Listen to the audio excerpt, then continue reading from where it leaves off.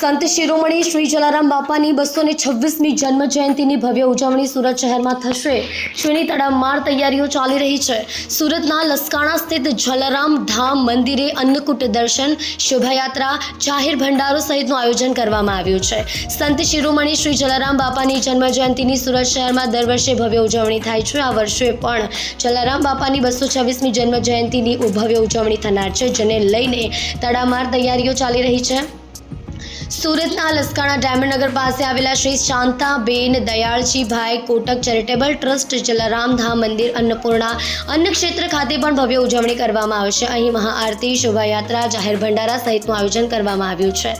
મંદિરના ટ્રસ્ટી ધનવાનભાઈ કોટકે જણાવ્યું હતું કે સવારે 6 કલાકે મંગળા આરતી, 10 ને 30 કલાકે પૂજા વિધિ, 11 કલાકે 56 ભોગ, અન્નકૂટ આરતી અને સાંજે 7 કલાકે સંધ્યા આરતી થશે। આ ઉપરાંત 3 જગ્યાએથી જલારામ બાપાની શોભાયાત્રા નીકળશે, જે જલારામ મંદિર લસકાણા ખાતે પહોંચશે।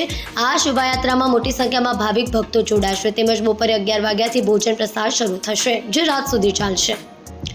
જલારામ બાપાના દર્શન અને પ્રસાદ લેવા ધનવાન કોટકે સૌ લોકોને ભાવભર્યું આમંત્રણ આપ્યું છે।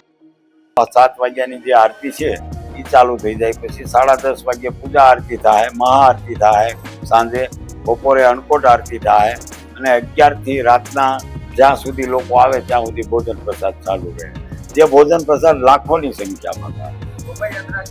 શોભાયાત્રાનું એવું આયોજન છે, 10 વાગે નીકળશે શોભાયાત્રા, 3 જગ્યાએથી નીકળશે। સરથાણા જગાત નાકાથી, નવા ગામ કામરેજ 4 રસ્તાથી, શ્યામનગર સોસાયટીમાંથી, કે જે અમારે આ વર્ષોથી અહીંયા 5 વર્ષથી સેવા આપી રહ્યા છે ભાઈઓ બહેનો, તમામ અહીંયા સેવા જ આપી રહ્યા છે। કોઈ લાલચ, લોભ, કોઈ જાતની કાંઈ આશા રાખ્યા વગર 24 કલાક રાતને દિવસ જે કામ કરી રહ્યા છે આજે 15 દિવસથી,